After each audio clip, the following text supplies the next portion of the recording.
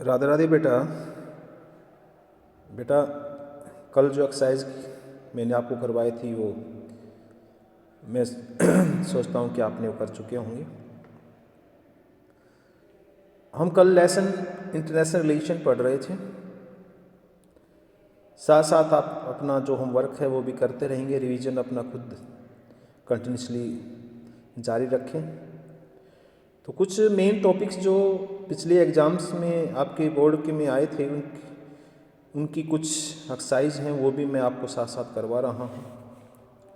तो मैं आशा करता हूँ कि आप ध्यानपूर्वक इसको सुनेंगे। आज हमारा नेक्स्ट जो क्वेश्चन बनता है, एमनेस्टी इंटरनेशनल क्या है। ये बेटा 2022 में भी पूछा गया, 2016 में भी पूछा गया था। ये 1 नंबर में भी पूछा जा सकता है और 2 नंबर में भी। तो एमनेस्टी इंटरनेशनल क्या है, इसके मुख्य कार्यों का उल्लेख करो। बेटा, एमनेस्टी इंटरनेशनल जो है एक अंतर्राष्ट्रीय संगठन है जो संसार में मानव अधिकारों की रक्षा करती है और उसके लिए अभियान चलाती है। ये पूरे संसार में जहाँ भी किसी व्यक्ति, महिला, बच्चे, किन्हीं के भी साथ यदि कोई भी प्रकार का शोषण होता है उसके विरुद्ध ये आवाज़ उठाती है। तो एमनेस्टी इंटरनेशनल संपूर्ण विश्व में मानवाधिकारों की क्या करती है, ये रक्षा करता है। एमनेस्टी इंटरनेशनल विश्व स्तर पर मानवाधिकारों से संबंधित रिपोर्ट तैयार करता है तथा उसे प्रकाशित करता है। संसार में किस देश में मानव अधिकारों का हनन हो रहा है और वहाँ की जो सरकार है उसके ऊपर कोई ध्यान नहीं दे रही है, तो एमनेस्टी इंटरनेशनल उस रिपोर्ट को तैयार करके उसको प्रकाशित करता है कि इस देश में मानवाधिकारों का हनन हो रहा है। नेक्स्ट क्वेश्चन है, संयुक्त राष्ट्र सुरक्षा परिषद में भारत की स्थायी सदस्यता के प्रश्न पर कई देशों को ऐतराज क्यों है। कि यूएनओ में जो सुरक्षा परिषद है उसमें स्थायी सदस्य भारत को बनाया जाए, इसमें कई जो देशों के जो प्रतिनिधि हैं उसको ऐतराज क्यों करते हैं। एक तो कुछ देश भारत के परमाणु हथियारों से चिंतित हैं क्योंकि भारत एक परमाणु संपन्न देश है। दूसरा, कुछ देशों का कहना है कि पाकिस्तान के साथ संबंधों में तनाव के कारण जो है तनाव के कारण जो है इसमें भारत स्थायी सदस्य के रूप में अप्रभावी रहेगा, अर्थात इसमें मनमुटाव चलता आ रहा है पाकिस्तान और इंडिया का। इसमें भी कई देशों को संदेह है। कुछ देशों का मानना है कि यदि भारत को स्थायी सदस्यता दी गई तो ब्राज़ील, जर्मनी, जापान तथा दक्षिण अफ्रीका को भी शामिल करना पड़ेगा, जो कि ठीक नहीं है। कुछ लोग जो है वो मानते हैं कि यदि सुरक्षा परिषद में भारत को शामिल किया गया तो और भी देश है वो भी शामिल होना चाहेंगे। कुछ अन्य देशों का मानना है कि यदि स्थायी सदस्यता को बढ़ाना ही है तो अफ्रीका और दक्षिण अमेरिका में किसी देश को प्रतिनिधि मिलना चाहिए, भारत को नहीं मिलना चाहिए। अब नेक्स्ट क्वेश्चन बनता है, बदलते हुए परिवेश में संयुक्त राष्ट्र संघ को अधिक प्रासंगिक बनाने के लिए सदस्य देशों द्वारा 2005 में दिए गए निर्णय के अनुसार उठाए जाने वाले किन्हीं 4 कदमों को उजागर कीजिए। देखिए, मानव अधिकार परिषद की स्थापना इसके लिए की जाए।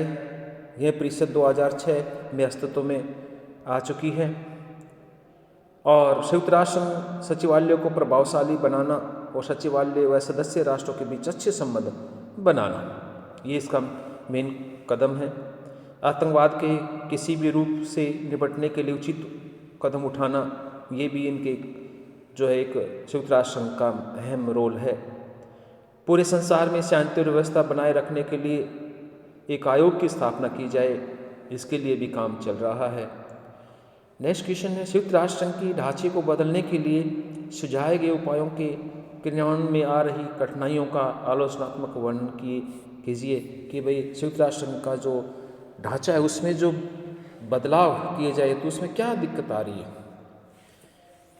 तो संयुक्त राष्ट्र एक तो सुरक्षा परिषद की सदस्यता के लिए किसी भी देश की अर्थव्यवस्था कितनी बड़ी होनी चाहिए अथवा उसके पास कितनी सेना होनी चाहिए, इस विषय पर मतभेद बने हुए हैं। अगर भाई सेना और जो है अर्थव्यवस्था पर जो है इसके तहत ही जो है इसको सुरक्षा परिषद में शामिल किया जा सकता है। सुरक्षा परिषद में प्रतिनिधित्व के प्रश्न को कैसे हल किया जाए, इस विषय पर भी मतभेद है कि प्रतिनिधित्व किसको मिलना चाहिए किसको नहीं मिलना चाहिए, क्योंकि बहुत ज़्यादा देश इस लाइन में लगे हुए हैं। यदि आर्थिक विकास के आधार पर प्रतिनिधित्व दिया जाए तो कठिनाई आती है, क्योंकि विकासशील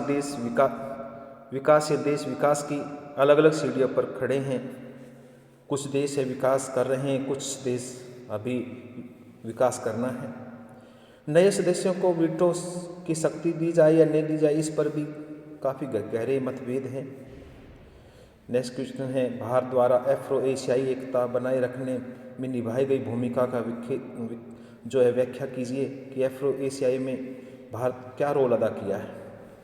भारत ने पारस्परिक आर्थिक तथा राजनीतिक संबंधों को मजबूत बनाने के लिए एशिया और अफ्रीका के देशों को संगठित करने का प्रयास किया है। भारत का विचार है कि देश संगठित होकर उपनिवेशवाद का अच्छी तरह से विरोध कर सके तथा अन्य एशियाई और अफ्रीकी देशों की स्वतंत्रता के लिए वातावरण उत्पन्न कर सके। भारत चाहता है कि किसी देश किसी का गुलाम न हो, सभी स्वतंत्र राष्ट्र हों, और कुछ अफ्रीकन राष्ट्रों में ऐसा चलता आ रहा है। भारत ने इन देशों को गुट निरपेक्ष का रास्ता दिखाया कि वो किसी गुट में शामिल न हों, क्योंकि जिस गुट में वो शामिल हो जाएंगे तो फिर दिक्कत आएगी। अनेक देशों ने गुट निरपेक्षता की नीति का अनुसरण किया और इस प्रकार गुट निरपेक्ष देशों का एक गुट बन गया और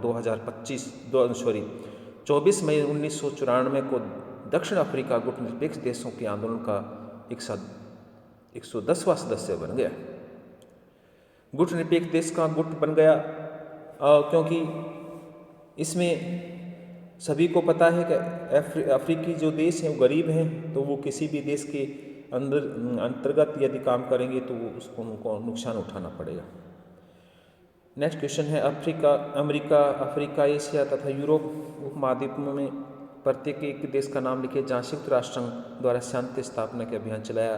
तो अमेरिका में क्यूबा, अफ्रीका कांगो, एशिया में ईरान और यूरोप में स्पेन है। यहाँ जो है शांति स्थापना के लिए यूएनओ ने काफ़ी योगदान दिया है। तो बेटा आज हम इतना ही करेंगे। कल आपको कुछ क्वेश्चंस पेपर हैं, आपको सैम्पल पेपर के उसके बारे में आपको बताएंगे और उसको भी सोल्व करवाएंगे। तो आज इतना ही करते हैं। थैंक यू बेटा।